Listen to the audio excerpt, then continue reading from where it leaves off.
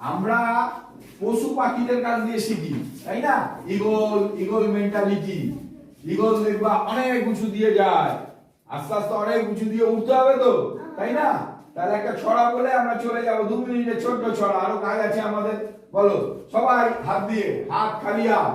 আমি হলাম ছোট্ট ছড়াই, উড়ি ফুরুত ফুরুত, কাটুস কুটুস ধান খুঁটে খাই,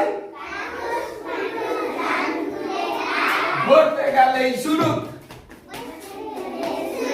ঠিক আছে, এরকম খেলে মজা করে পড়াশোনা করবা, হ্যাঁ?